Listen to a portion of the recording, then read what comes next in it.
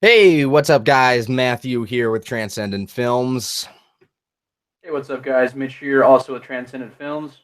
All right, so this broadcast, obviously, as you can tell, is a reaction to the Transformers: The Last Night first trailer that just debuted during the Jets and Colts Monday Night Football game. And Mitch, we've been wondering about this movie for a while. I mean, there's been set photos that have been just coming out about this movie with Nazis and with knights and mechanical dragons and all that. And, we also have a video up on our YouTube channel right now, our first episode of Box Office and Bagasms, where we talk about every single movie in the Transformers series. So if you're interested in knowing what we think about those movies, go check that out on our channel. But basically, we just watched this and I mean, it was really, really cool. It was kind of a Mhm. different take than what I'm normally used to Oh, with a first trailer for a Transformers movie. What do you think? it was really good. It was a lot more like toned back, and it wasn't like as there wasn't a lot of explosions, but there's a lot of CGI, like there always is. But they definitely drew on the amazing talent of Anthony Hopkins because he's narrating it, and it looks so beautiful. But not a lot of explosions. I was surprised. It was kind of like a little calmer and a little more story in it almost, and I really appreciated it because it wasn't something I would expect from Michael Bay. Ever. Yeah, and I mean, to be honest, I mean, this trailer watching it took me back to the very first trailer for Transformers Dark of the Moon. And like, I mean, during that football game, I mean, my God, I just about pissed my freaking pants because I was like eagerly hanging onto my seat. I was just like, when the hell are they gonna show this fucking trailer? God damn it. And Which so which one? and what? Which movie? This For one? this trailer, I mean, Yeah, Jesus, it they was were really milking it on. Yeah, NFL's dying. They really needed this trailer to bring viewers in. But no, I was really surprised. It's a huge budget film. It's like $260 million. Um, and I know there's going to be a lot of CGI, but it looks stunning. I mean, it's amazing. Like the work. I mean, I don't like a lot of CGI, but in this case, I don't mind it so much because usually Transformers films have some of the best CGI in the industry. So it looks beautiful. But the one thing we found out today that really pissed us off that I think we should talk about is the fact that there's at least 8 different cameras that are yeah. being used in the filming of this movie, which is just Yeah, fucking to just name a few that they listed off is the red 6K weapon dragon, the Phantom 65, the Alexa 65, a few different IMAX 3D cameras, and of course the red 8K helium and a GoPro as well. So I don't know how these, Mitch, I know you have a huge problem with the aspect ratios in these movies, but yeah. I don't know if you guys saw. It was the last one, the fourth film. They used 2 different cameras and they had different aspect ratios, and they never like edited that or fixed that in post. So like if you watch it in theaters, you could see the aspect ratio change.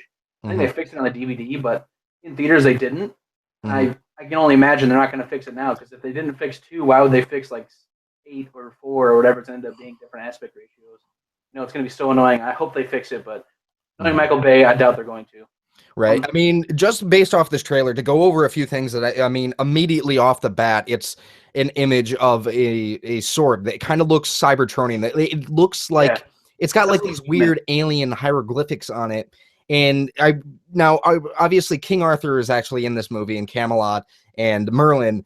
And Mm-hmm. this sword, I'm gonna guess, is Excalibur. And I think that this Yeah, sword actually has to do with a lot of the movie. And I mean, right off the bat, we've seen like it's been out for probably almost a year by now, but this banner that was going around, very first big piece of marketing they did for this movie with Optimus Prime with a sword in his hand and then a three-headed mechanical mm-hmm. Cybertronian dragon. And we see that right off the bat, full wings, tail, all heads. It We looks only so get one awesome. Yeah. shot of it, but I mean, that thing looks really fucking cool. And Yes. there were a few other things that I also noticed as well. Like, for one, Optimus Prime, by the end of the trailer, he's fighting Bumblebee, and it Mm-hmm. makes you wonder what is going What on with exactly this. happened? Because Mark Wahlberg and Bumblebee are kind of cowering, and then you see Optimus Prime coming over them, like attacking them, and you're wondering because I mean that bond has always been very strong between Bumblebee and Optimus Prime. So I wonder what exactly happens in the Yeah, course of this movie. and one of the things you might have noticed is that his eye color was different than it's normally Yeah. blue, but his eye color was purple. There's a few different theories out there right now. One of them is that he's possibly Nemesis Prime. That That would be there's so cool. or that Optimus Prime has been corrupted, or by the end of this movie, there's also speculation that Optimus Prime is going to die for good this time by the end of Yeah. this movie. And I think that could be definitely really interesting if they do it the right way. And the way that this kind of feels I mean, the different scenery, the setting, everything about this movie, it looks beautiful. I don't know. I can't tell you much about the story. We only got a little bit of a taste, but that trailer was so good. Yeah, And it we was more see, like a teaser, but you got a lot. I mean, you got a good amount because you got like it was sort of this Mhm. dichotomy between like humans and metal. Is the big point is that like there's always been humans. There's also always been like metal. There's always been transformers, like robots here on Earth and their like interactions with humans. And I'm wondering that opening shot where we saw what we're presuming to be Excalibur. Are we assuming that's probably some sort of um, like a transformer, like maybe Autobots or Decepticon technology that's now been, it was left on Earth for some reason? Is that what your assumption is? That it's going to be yeah, I tied mean, in? I mean, obviously, Transformers have been to Earth before. I mean, we saw in the first movie, Megatron had crashed on Earth. Before that, the Primes from Revenge of the Fallen had left the Harvester on Earth, and then before that, Sentinel, or not before that, but like in Dark of the Moon, there was obviously Sentinel Prime. He was crashed on the moon, and along with the Pillars. And I mean, so there's been huge so obviously Earth is like this huge key component for the Transformers and their mythology and their lore. And one of the biggest things is that they've been saying about this movie recently is that a lot of people is that we're going to see the history of the Transformers in this, and I'm really excited to see that. I mean, especially with what they do with the Quintessons, and if they decide to go that route, which obviously, if we saw the last movie, the Transformers, it looks like were created by these biomechanical, weird cybernetic organic creatures, and we only saw yeah, and we only saw like a glimpse of its hand, of the creator's hand in the first 5 minutes of Age of Extinction, which that movie was garbage, by the way. But I thought John Goodman was pretty good in it. I appreciated John Goodman's character, yeah, although there was some good characters, but overall the movie was pretty fucking trash. Yeah, hmm but this movie we all know has like it had a huge writing room. They put a huge budget into it. hmm It has the makings to be very good. It just depends on if Michael Bay is going to be hmm explosion porn, like jerking off on camera, idiot like he usually is, yeah, or if he's actually going to maybe like and round out the series with a pretty good film that we get a lot of the background story, we got a lot of interesting lore. I really yeah, hope that's the case. Yeah. and Mitch, like you just said, they put together a writer's room. I told you about this. So taking a look at the writers of the first four movies, we had Aaron Kruger on 3 and 4, and then Roberto Orci and Alex Kurtzman on 1 and 2. Now, none of those writers really have a good track record with making movies. If you actually take a look at their overall They're critical kind of review, hit and miss. Yeah. they're pretty miss on my part for a lot of their movies. Um, but I mean, this movie, they put together a writer's room to plan out the next 6 years of like Transformers movies. They have an animated movie coming out within the next few years, a Bumblebee spin-off movie immediately after this, then 6 and 7 are being planned as well. Did But Michael Bay sign on to those yet, or is he still sort of deciding? no, Michael Bay has said for the past 3 movies, like I Yeah, had said before, Michael Bay didn't want to do Dark of the Moon when he did it. He did want to do it, but he didn't want to do it when he did it. He it's so didn't want to do soon. 4, and he didn't want to do 5, but again, money. So you never know. I think this is the last one because you can only say no, then yes so many times before you're finally done. With this movie, it'll be 10 years that he's been devoted to making the Yeah, Transformers movies. So you got to think that he's got I to think he's go out probably and do tired some of it. stuff. Yeah, to be honest. Yeah, And he made Pain and Gain, and that's the 13 interesting thing. Hours between these movies. If you give him a smaller budget, he can make a pretty good film. But if you give him hmm this huge budget, he just goes crazy sometimes. I mean, it isn't bad, but if you give him like $260 million, he's going to buy a shitload of cameras and there's going to be explosions because he can do it. I understand, but if you give him a smaller budget, he can make a good film.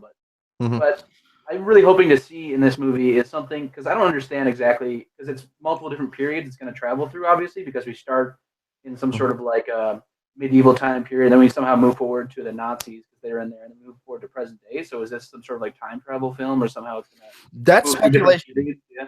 There is some speculation. Now, it could be multiple different things. Now, throughout the first 4 movies, we saw that like they would spend like a period during the first 10 to 15 minutes of the movie, setting up the MacGuffin of the movie, which either is the Allspark or the Matrix of Leadership or the Seed or the Pillars. Yeah. And they set up like this flashback to some other time period where giving you backstory behind the MacGuffin of the film. Yeah. So it could be that, but there's been speculation that because this movie deals with multiple different time periods, possibly also going back to when during the Cybertronian War on Cybertron.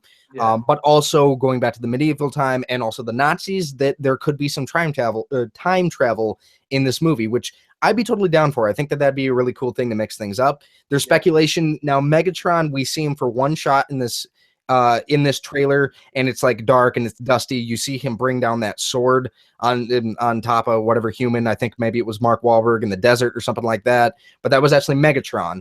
And one, I think his design looks sweet. We haven't seen much of him, but obviously Megatron died in Transformers 3, then got revived as Galvatron. So it leads you questions, what happened to Galvatron? Did Galvatron get a new body and then go back to being called Megatron? But there's also speculation that this is actually a Megatron from the past that gets brought to the present day, or that Megatron. Giant pistol Megatron, like from the 80s? I want a giant God. I mean, as iconic as the original Generation 1 Transformers are, I mean, that pistol Megatron was so goddamn goofy. I want that. It's so goofy. I want that now. No, but I think that I think regardless if you're a fan of the Transformers series or not, this is one you still got to see, because I mean, in terms of like, this is probably the biggest. I think it's the biggest budget on one of the movies. So it's going to be insane, and there's a lot of like insanely nice cameras. It's going to look beautiful. I mean, like, if you just want to go and mindlessly watch a movie for like 2.5 hours, I mean, this is going to be the best one. This is going to be like stunning. I know it's going to be. We'll see about the story, but even that, it's going to be a mindless, you know, and the CGI shit blow up, you know. The CGI looked really, really good, and some of the scenery and some of the creative choices that they actually took that we see in the shots in this trailer look really, really cool. Like, they did some unique stuff with where they're taking the story. There's that one that's where it's Optimus Prime and exploding in space, and you see, I think it's Jupiter in the background. It looks beautiful. Like, there's some like gases that are forming in the background, and it looks really realistic and beautiful. And I mean, I'm just really excited because this movie is going to be insane. They got all the money to throw at it. Yeah, and there are definitely some things that I wanted to talk about. Now, there was a couple shots in this trailer where you see Bumblebee fighting this bipedal mech that looks like it comes from like Metal Gear Solid 4 or something like that. But like, that makes you think. Now, there is a character in this movie I learned about earlier today who is actually a mercenary who gets hired as part of this task force called the Transformers Response Force. And basically, they're mercenaries. Basically, you know, we had in Transformers 4, and now in this is continuing where like there is like a group of humans who are trying to destroy all the Transformers, regardless of whether they're Autobots or Decepticons. Now, it makes you wonder, do you like, what is this what is this thing? Like, do you think that like, now we know about Transformers 4. Now, do you think that humans are going to play more, like evil humans are going to play more, a larger part in this movie than the Decepticons? Like, they played basically a larger part in Transformers Age of Extinction than they did in Transformers Dark of the Moon with the evil humans. Do you think they're going to dial it back from Transformers 4? Because I felt like that was one of the biggest mistakes about Age of Extinction, is that you focus so much on the humans and so little on the actual Transformers and the Decepticons and all that. Like, they were trying to rebuild the Decepticons because they were gone, and then he got locked down. The way it was written in Age of Extinction is that like even the Autobots were trying to take a back seat. They were trying to like they wanted. It seemed like they wanted to leave. The feeling like they were trying to take a back seat and trying to help the humans, but show them how to like do it on their own, I guess, or defend themselves. So I guess, I don't know, because since there's so many different periods that we're assuming are going to be in this film, I think there's a good chance that we're going to see a lot of evil humans, especially if we go into a Nazi sort of time period. I imagine that there'll be sections where humans will probably take, you know, the front seat, but I hope that they move more towards Decepticons and Autobots as opposed to like the humans showing up and being around, but mostly focused on, because like I don't really give a shit about the humans. I care about Transformers, I care about the Autobots, Decepticons, their backstory. I care about that more. I don't really give a shit about Mark Wahlberg and the fact that he can't build like a fucking anything, like he can't invent shit. I don't really give a shit that he's a shitty inventor. I'm more concerned about their story. So I hope that they move that storyline to the back seat, because I don't really give a fuck about any of that. I mean, when I'm watching the movie, I had read a review earlier today that basically Mark Wahlberg's daughter, his character's daughter from the first or Transformers Age of Extinction, she's not in this movie because basically they're all in hiding right now. So obviously after the events of Age of Extinction, they committed a bunch of crimes. They're obviously needing to be hidden away from the Decepticons. Because how does Isabel fit in, like the new female lead? You know how she fits in exactly? Not exactly. Now, we know that she does have a Transformer counterpart in this movie called Squeaks. In And she's an they did orphan, right? some- Yeah, yeah, she's an orphan. they did some filming in Cuba, and basically her character is going to be this. I don't know how she gets pulled into the story. They haven't explained much about that, but she does have a robot or a transformer that's about like.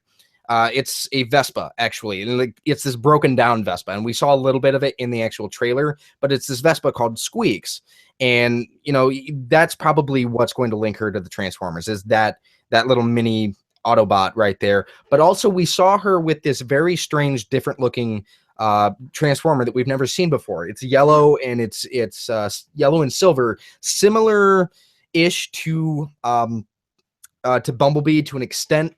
But it wasn't him. It could very well be him, because we've seen Bumblebee, especially in the last movie, change his design. Obviously they're Transformers, they can change design. That could be Bumblebee. I highly doubt it, but you never know. But I definitely think this movie is going to be very interesting. I'm pulled into it. As far as trailers go, first trailer for this movie compared to the first trailer for Age of Extinction, this hands down was a lot better. Obviously, the movie could still be complete garbage, and you never know. This is a very good trailer. This got me very interested because I liked how it was sort of toned back. It wasn't like in your face. I feel like there's more like backstory, there's a little more like exposition, and I mean they're using Anthony Hopkins and they're playing to his strengths as the amazing actor he is. And I think it worked out really well, and I sort of like the feeling because it's kind of eerie almost as you watch through it, because there's this sort of like eerie music playing in the background. Mm-hmm. Um, Overall, though, yeah, I think it's going to be very good. Mm-hmm.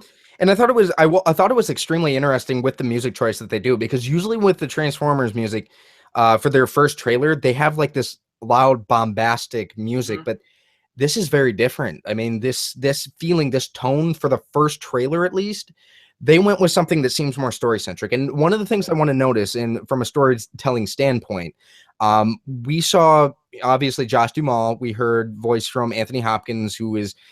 We don't know if he's going to be like in Revenge of the Fallen, like there are Transformers that can transform basically to look like humans. We don't know if that's what he is. I doubt that. I think he's going to be a human character. We've seen him on set and footage of him as a human on Transformers The Last Night set.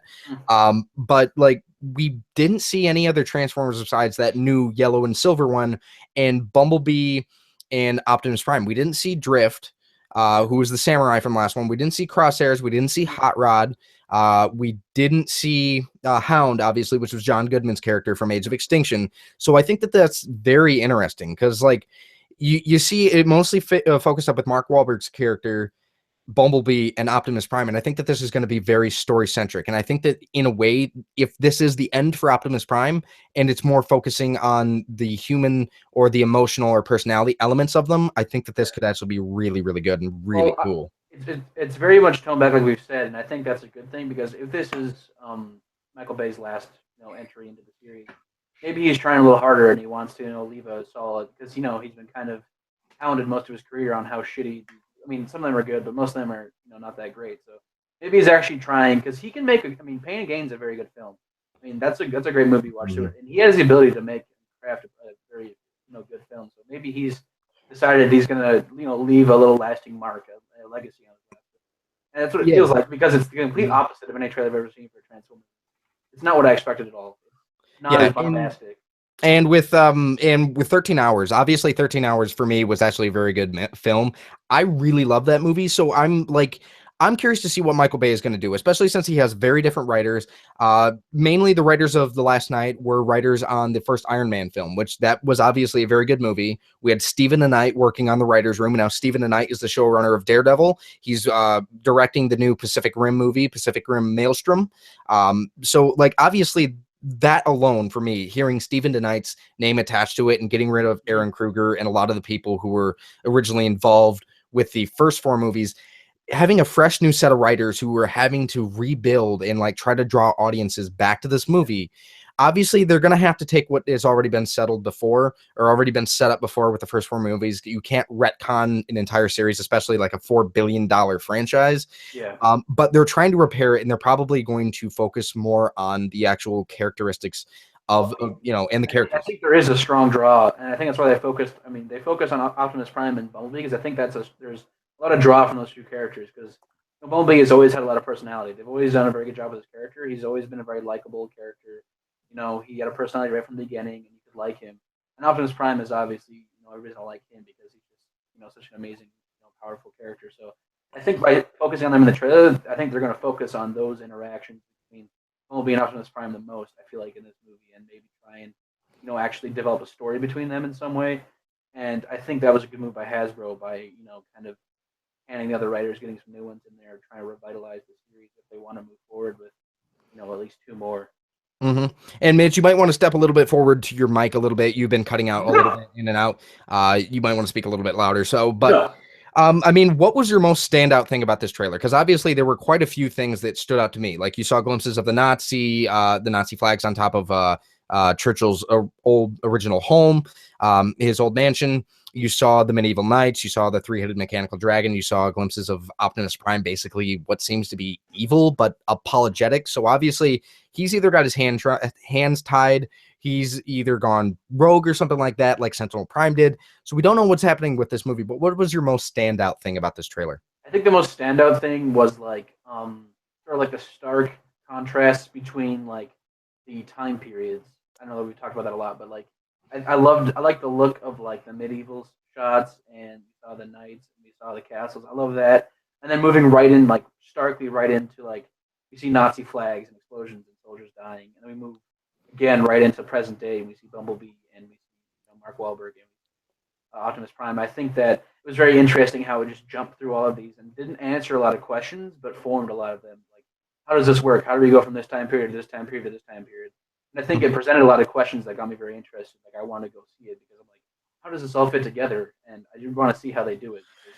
And one thing I want to ask you, when you saw that trailer, did you notice anything about the aspect ratios changing or anything like that? Because to me, I didn't notice anything about that. It seemed like it was all the same aspect ratio. So did that stand out to you? And also, you might want to switch to line on that silver button on your. I didn't notice anything when I was watching. I didn't notice any aspect ratio issues when I was watching it. No, and I think that's a good sign so far, um, because I can't do it again.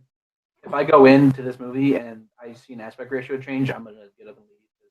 I can't do it. And if there's this many cameras and they don't fix it, I don't know if I can do it.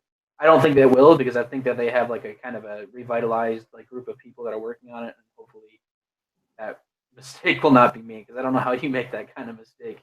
It's such a huge film. I'm really hoping for that. I'm really Oh. All right. So overall, how would you score this trailer out of 10? Out of 10, Yeah. probably a 9 or 9.5. I thought it was really good. It was way better than I expected. I thought it was going to be like all the rest of them, but it was so much different, and it made me very excited for it because I wasn't sure about this movie going in. But after seeing this trailer, I'm very excited to see how it develops with more trailers, or like I'm gonna give it a 9 out of 10. I do think it was really good. The only things that I'm kind of like worried about is like fitting in with the timeline. And obviously, Transformers trailers they always have like a track record of being really, really good.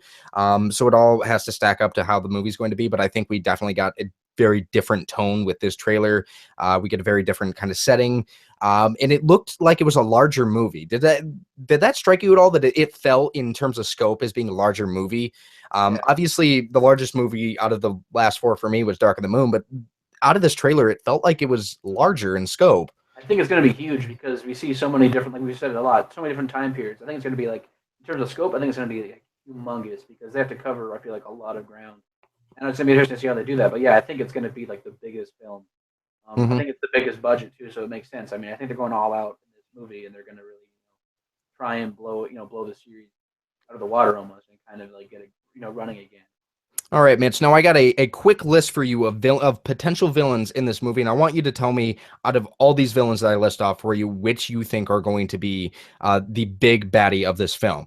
Number one being humans, evil humans in this movie. Do you think they are going to be the biggest villain in this movie? Megatron, possibly from the G1, Predaking possibly being that big mechanical dragon. It was basically a Decepticon, kind of, in the original series of Transformers. Do you think it could possibly be the submarine, which I don't know how much you've read about that, but if not, who do you think is going to be the big baddie of this movie? And also, obviously, the creators who were this background villain from Age of Extinction. I have a feeling that we're gonna maybe witness a taste or get a taste of all of those villains throughout. I think that we're gonna see the Predator King. Obviously, we saw it in the trailer. I think it's going to be around. I don't think it's going to be like the main villain. And I think we'll see the creators and we'll get an idea of them, and they might ramp up towards like having them more involved in the later on films. I don't think we're going to get all of it. I think we'll get some of it. I think Megatron might make a big difference back in because he's been out for a while. I wouldn't be surprised if we see maybe a Megatron and Optimus Prime fight at the end. I could see that in my mind. I could see Megatron making a reappearance, to try and build up some of this hype. Maybe we'll see him in another trailer. But I have a feeling that he's going to come back in this movie All right. in a pretty big way. And one more curveball for you, actually, off the top of my head. Do you think that Optimus Prime is going to make it out of this movie? And if so, depending on that opinion, that answer, do you think he's going to die a hero, or do you think he's going to die as that villainous character that we saw at the end of this trailer? I feel like he's not going to make it out of this movie, just based on the feeling of this trailer and sort of how they've set it up. I feel like he's not going to make it out. I think he's going to die, and I don't want him to die as a villain, but I feel like he might die as a villain, or maybe he'll take his life in some sort of sacrifice because he can't, control himself anymore. Maybe somehow, he sacrifices himself, takes his own life, for the greater good, sort of like a Spock thing. I could see that happening, but I think he dies in this movie for sure, and I don't think it's going to be a heroic death. I feel like it's going to be a villainous one, which would be interesting, to kind of twist that character into a bad one by the end.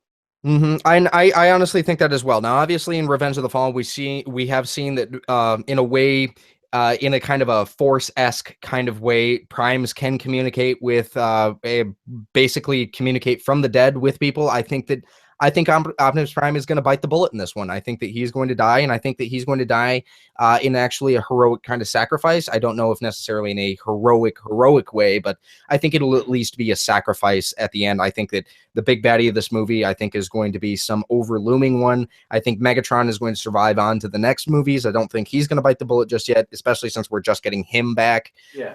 But like I said, I think Optimus Prime is not going to make it out of this movie, and I think it's going to be a sacrifice. It really isn't looking like it so far, but who knows? Maybe they'll surprise us. But I think Optimus Prime is done as a character, and that might be good because that might rally the rest of the Autobots, to fight back more than they are. But who knows? It'll be a big loss, but it'll be interesting to see. All right, guys. Thank you for watching our trailer reaction to Transformers: The Last Night. I hope you guys really liked this video. And keep in mind, you can also look up our box office and big asm episode where we review the Transformers series. We let you know on whether or not we think each individual movie deserved the amount of money it made and what we actually think about the movies. We go over them. It's a 35-minute video, but it's basically just us going back and forth, having a lot of fun, joking about the movies. It's a hilarious video, especially when we're trashing Extinction. Yeah, we trash most of them. We trash Michael Bay a lot. I mean, the whole idea for the show is just trashing Michael Bay for his explosion of porn and his obsession and fetishism with explosions and cameras.